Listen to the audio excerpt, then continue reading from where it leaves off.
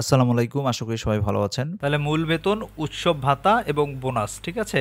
এই তিনটা মেনলি করযোগ্য আয়। এরপর যেগুলো আছে সবগুলো হবে করমুক্ত আয়। সের মধ্যে কি কি আছে? বাড়ি ভাড়া ভাতা, চিকিৎসা ভাতা, যাতায়াত ভাতা, শ্রান্তি বিনোদন ভাতা, বাংলা নববর্ষ ভাতা, এগুলো যে আছে। এর পাশাপাশি আমরা জানি যে আরও অনেক রকমের ভাতা আছে। পাহাড়ি ভাতা, ভ্রমণ ভাতা, যাতায়াত ভাতা, টিফিন ভাতা, ঠিক আছে, পোশাক ভাতা।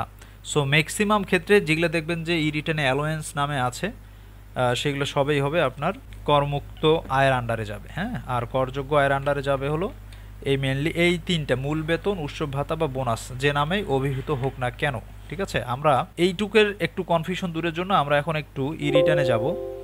ই রিটার্নে আমি আপনাদের দেখাচ্ছি। লগ ইন করলে আমরা এই পেজে চলে আসি। প্রথমে কি করব? রেগুলার, অবশ্যই রেগুলার, একজন যদি সরকারি কর্মকর্তা হয় তাকে রেগুলার ই রিটার্ন দিতে হবে। তাহলে এখানে এসে এই যে এগুলা যে কোনটা টিক, আমরা কোনো যদি ফুললি এক্সামটেড ইনকাম থাকে দিব, রেসিডেন্সিয়াল দিলাম, হেড অফ ইনকাম এখানে আমার এমপ্লয়মেন্ট আছে, সেভ অ্যান্ড কন্টিনিউ। এখানে আমি সিটি কর্পোরেশন সিলেক্ট করলাম, এখানে আসলাম। ঠিক আছে, এখানে একটা জিনিস হলো যে যা সিলেকশন, দেখবেন যে অপশনগুলো সেম। একটা যারা অনলাইনের থ্রুতে আইবাস প্লাস প্লাসের মাধ্যমে পায় তারা এটা সিলেক্ট করবে, আর যারা payment online through আইবাস plus plus হয় না তারা এটা সিলেক্ট করবে। ঠিক আছে, তো এই দুইটার মাঝখানে এই যারা মেনলি এমপিও ভুক্ত যারা শিক্ষক, তারা কিন্তু এইটা সিলেক্ট করে নিয়ে কাজ করে। আর অপশন এখানে সব সেম, ক্যালকুলেশনের সিস্টেমও সেম, জাস্ট এখানে পেমেন্টের কার মাধ্যমে পেলো না পেলো এইটা আপনাদেরকে এখানে সিলেক্ট করে দিতে হবে। প্লাস প্লাসই সিলেক্ট করে নিয়ে এখন আমরা কাজ করি। এখানে নেম অফ দ্য অফিস, যেটা নেম আছে, যে অফিসে কাজ করি সেই অফিসের আমরা নাম দিব। এখানে আমরা XYZ দিলাম, এখানে XYZ দিলাম। এখন আমরা ইনপুটগুলো দিব।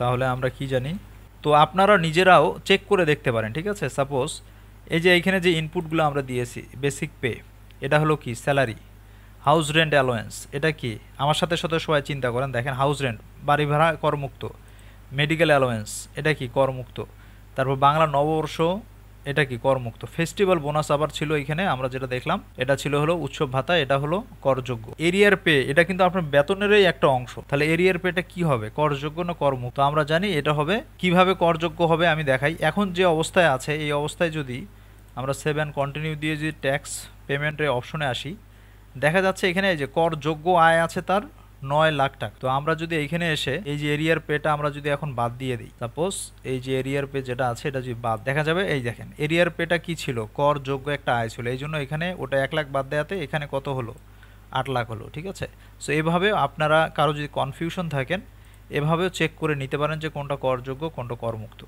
আর একটা হলো আমাদের তো এইখানে গভর্নমেন্ট তো রুলস সেট করে ই রিটার্নে তো ইনপুট দিয়েইছে, তারা ক্যালকুলেশন করেই দিয়েছে। এটা আপনার হেল্প হবে যে মনে হতে পারে অন্যের ডেভেলপ করা এক্সেলে ভুল থাকতে পারে, সেই হিসেবে আপনারা এইভাবেও চেক করে নিতে পারেন। স্পেশাল পে, আমাকে দুই একজন কমেন্টস করছিল স্পেশাল পেটা কি হবে, করযোগ্য না করমুক্ত? আমরা দেখেন আপনাদের অনেকেরও আমার মনে হয় যে এটা নিয়ে কনফিউশন আছে, তো আশা করি কনফিউশনটা দূর হবে। আমরা যদি এখন স্পেশাল পেটা বাদ দিই, আগে ছিল 8 লাখ, আমরা স্পেশাল পেটা বাদ দিলাম। এখন যদি আমরা আসি 7 কন্টিনিউ দিয়ে পেমেন্ট রিটার্ন, দেখবেন কি হয়ে গেছে, করযোগ্য আয় 3 লাখ হয়েছে। তার মানে স্পেশাল পেটাও হলো কি, স্পেশাল পেটাও হলো একটা করযোগ্য আয়। ঠিক আছে, তাহলে দেখেন ওখানে 3 লাখ, তার মানে কোনটা কোনটা বেসিক পেকে ধরছে 1 লাখ, ফেস্টিভ্যাল বোনাসে ধরছে 1 লাখ, আর কোনটা ধরতে পারে দেখেন এখানে আর একটা ধরতে পারে। আমরা জানি এই যে ফেস্টিভ্যাল অ্যালোয়েন্স এটা করযোগ্য, বেসিক পেটা করযোগ্য, এগুলো করমুক্ত। করমুক্ত এই যে অনরিয়াম যেটা আছে, এই যে যদি সম্মাননা পাওয়া যায় সেটা কি, এটা নিয়ে অনেকের কনফিউশন ছিল। গত ক্লাসে মনে হয় একজন প্রশ্ন করেছিল। আমরা যদি এইটা বাদ দেই যে সম্মাননা যেটা পাওয়া যায়, তার মানে অনরিয়ামটা হচ্ছে কি একটা করযোগ্য আয়। ঠিক আছে, করমুক্ত না। সম্মাননা যেটা পাওয়া যাচ্ছে সেটাও কিন্তু একটা করযোগ্য আয়।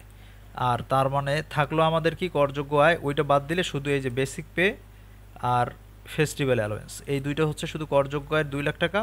আর বাকি যতগুলো আমরা এখানে দিয়েছি, ফরেন অ্যালোয়েন্স বলেন, অ্যাপয়েন্টমেন্ট পেমেন্ট বলেন, লিভ ইনক্যাশমেন্ট বলেন, ওভারটাইম অ্যালোয়েন্স বলেন, আগে যেগুলো ছিল সবগুলো হলো কি, সবগুলো হচ্ছে আমাদের করমুক্ত আয়। তাহলে করযোগ্য আয় আছে 2 লাখ, টোটাল এখানে এক্সেমটেড ইনকাম আছে হলো 7 লাখ, মানে করমুক্ত আয় আছে 7 লাখ। ঠিক আছে, আর 2 লাখ হলো আপনার হলো করযোগ্য আয়।